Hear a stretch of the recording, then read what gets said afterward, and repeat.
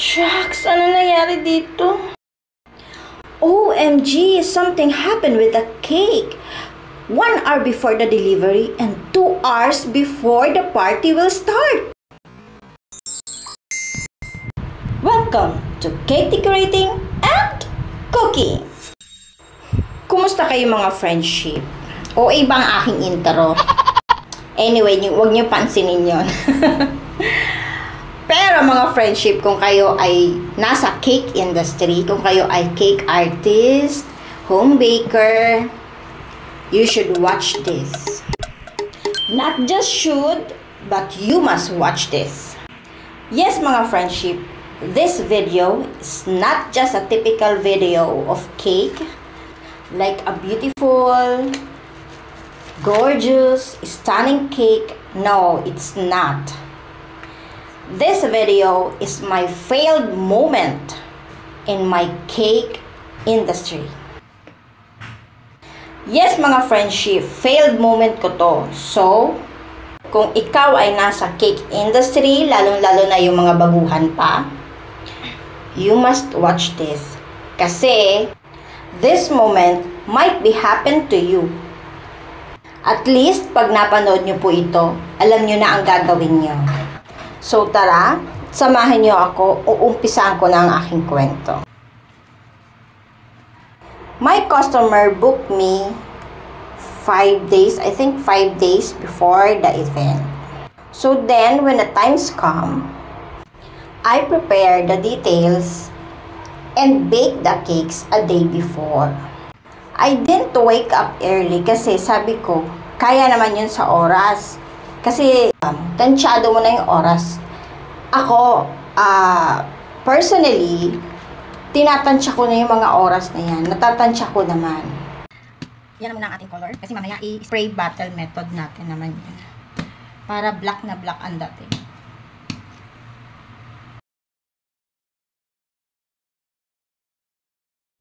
So, gumising ako na tumayo na ako ng 7. I do my homeworks, home task rather. Then after that, saka lang po ako nag-umpisa ng aking pagki-cake.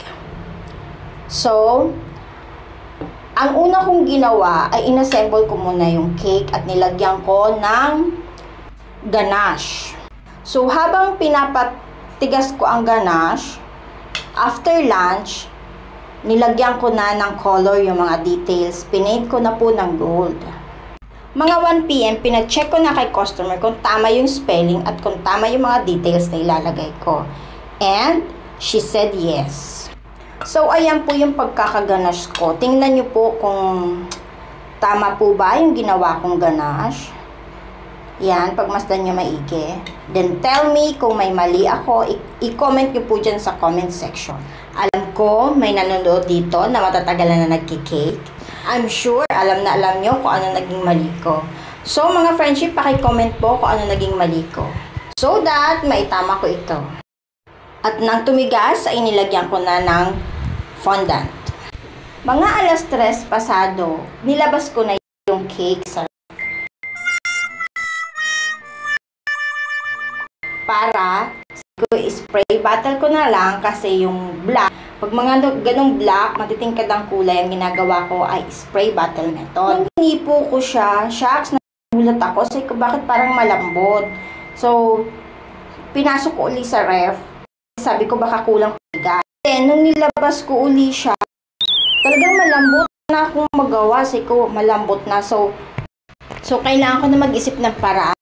Kinontak ko na yung customer at tinanong ko kung anong oras yung kanila pinaka-park. Sumagot siya ng 6 PM naman. So, may 2 hours pa ako para gawin lahat.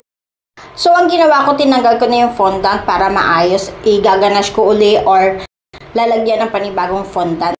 Pero nung tinanggal ko yung fondant, wow, lalo siyang nawasa. Tapos yun talaga, chinat ko na yung customer. Sabi ko, ma'am, so talaga wala na akong magagawa dito kasi kung ibabiyahin natin to, lalo po siyang masisira. Pagdating dyan, warak din po siya. Kaya sabi ko, sorry po talaga ma'am, igagawa na lang kita ng dami.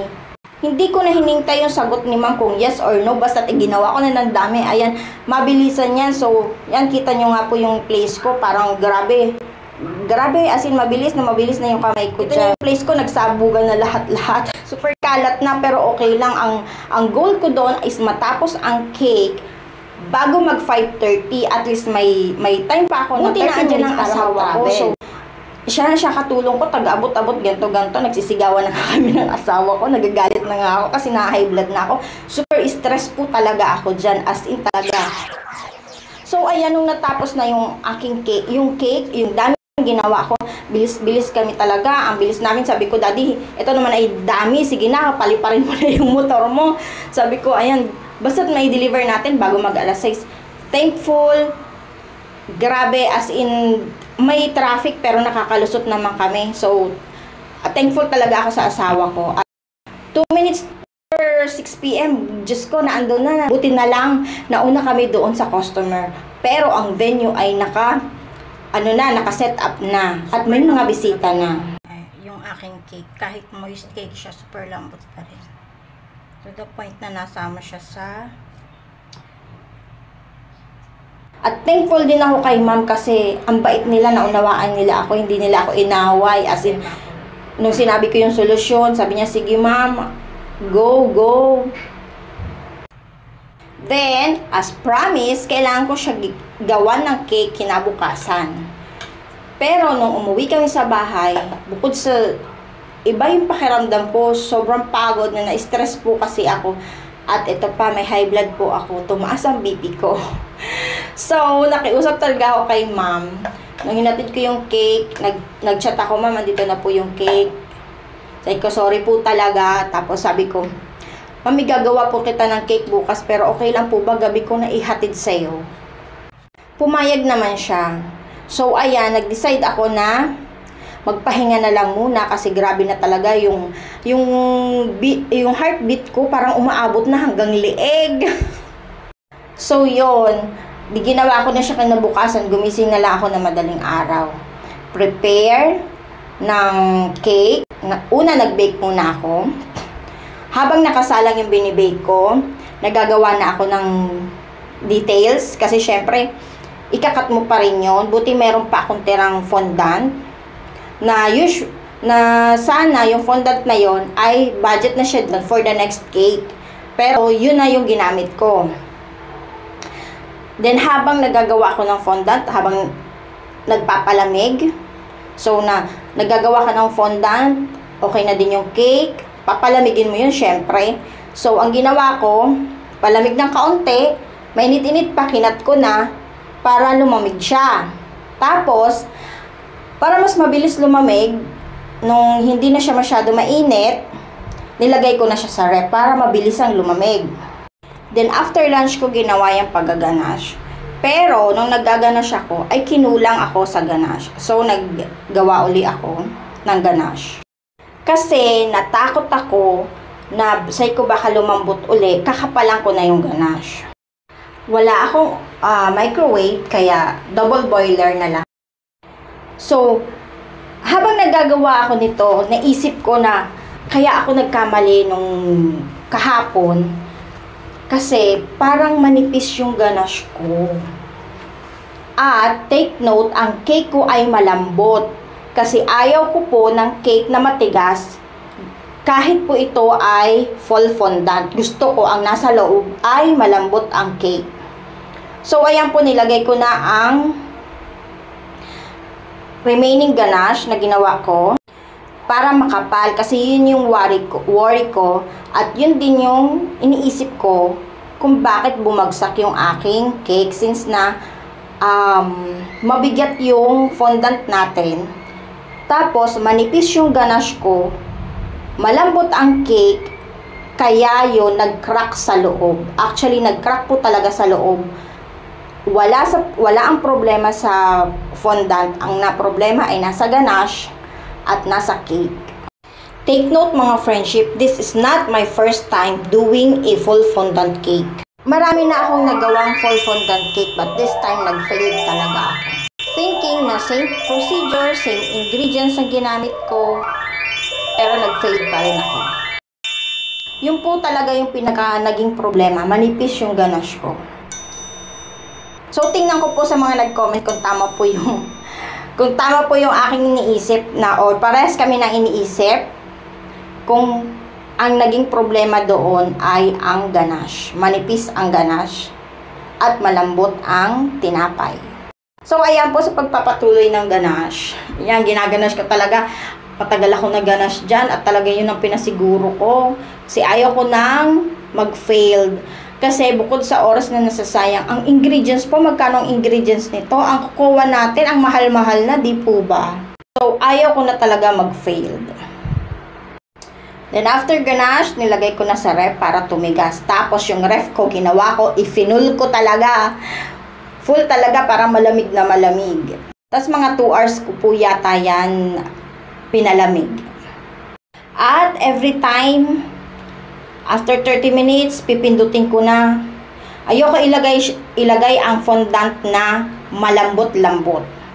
So, gusto ko, talagang matigas yung ganache. Kaya, mayat maya ko po pinipinto.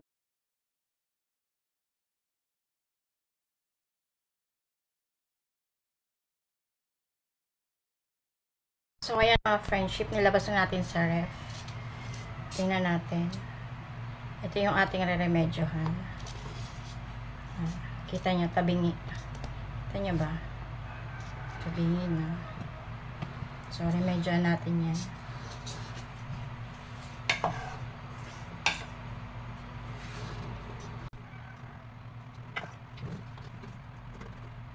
Yun. Ganda yung ating tumigas na. So, pantayin natin siya. Para pantayin na.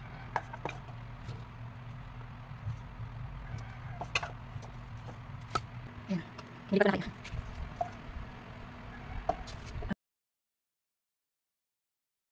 So, sigurado na po talaga ako na matigas na yung ganache natin. Matigas na ang ating cake. That's the time na nilagyan ko na ng fondant. At that time, tapos na din ako sa paggagawa ng details natin. So, ayan. Nung natapos, chinat ko na si ma'am. Sabi ko ay, ma'am, saan po ba i-deliver? Sabi niya, sa bahay na lang po. Tapos, tinatanong niya pa ako kung, ma'am, may delivery fee pa po ba to? Sabi ko, ma'am, hiyang-hiya na talaga ako sa iyo. Hindi na po, wala na pong delivery fee. So, ayan. To cut the story short, i-deliver na namin sa kanilang bahay.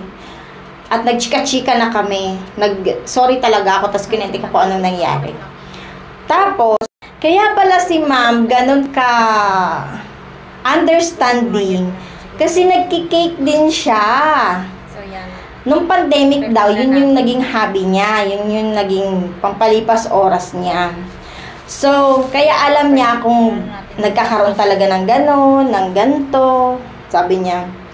So, naunawaan niya naman daw, it happens talaga, unexpected. So, yun, thankful talaga ako. At doon ako natapat sa customer na may alam sa cake. At, isa pa pala, kaya din pala siya nag-order kasi surprise nga. Surprise party pala yun. Kaya, hindi talaga siya pwedeng gumawa. Kaya lang, sabi niya, nag-order talaga siya ng cake kasi hindi naman siya daw ganun kagaling sa cake. Eh, gusto niya. Tapos, eto pa nga, yun. Syempre, nag-order siya na ng iba kasi ang gusto niya mas maganda talaga yung cake niya. Kaya lang, ganun ang nangyari. Sana walang palpak. Cross my So, thankful ako na maunawain talaga si ma'am. At nag-sorry talaga ako sa kanya. But thankful tayo kasi naunawaan ni ma'am. At thank you kay God kasi doon ako itinapat. Kasi nangyayari talaga to eh. Alam ko may magagaling na dyan na mga cake artist. Talagang nangyayari to. Kita mo nga yung ibang video, di ba? Yung nakikita natin sa video. Yung okay na, tapos biglang nabitawan upon delivering. So yun, it happens talaga. Ako, thankful talaga ako kasi doon ako natapat. So, ayan mga friendship, sana naunawaan nyo. I mean, may napulot kayong aral.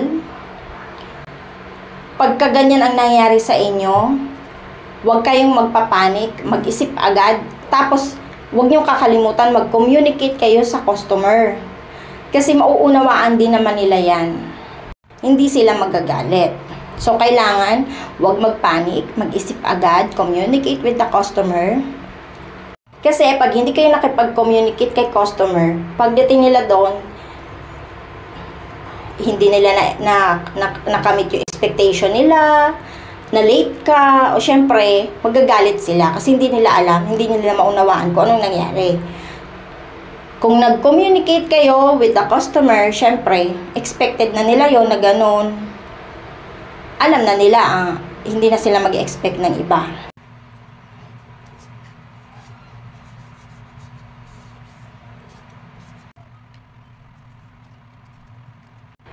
At pag nagmamadali na, mag-ask ng help sa mga kasama nyo.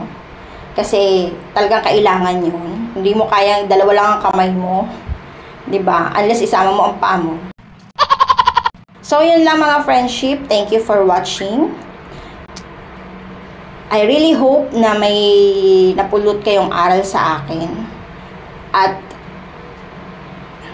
magbigay ng allowance. Ito, number 1. Hindi ko to nagagawa talaga sa sarili ko. Kasi akala ko magaling na ako, 'di ba? So, mali ko 'yon. Then spray bottle po natin 'yan. Ito na mga friendship. Ayan. Pero patutuyuin natin 'yan, maya-maya natin lalagyan ng design. Patutuyuin muna natin. Kasi syempre gin 'yan, okay? Kailangan may allowance ka. Siguro half a day, one day, half a day. Kailangan may allowance kasi pag may mga aberyang ganyan, at least may time ka pa para ayusin yung mga bagay-bagay. So ayan mga friendship, ina-assemble na natin ang ating cake. Malapit na po yung matapos. Bali, naging darker yung color niyan kasi ang ginamit nating method is spray bottle method. Habang basa-basa pa yung ating pinang-spray dyan, ididikit na po natin yung mga details. Madali lang naman yung mga details, yung mga letters lang naman. Para hindi na tayo gagamit ng edible glue. Dikit-dikit na lang po yan.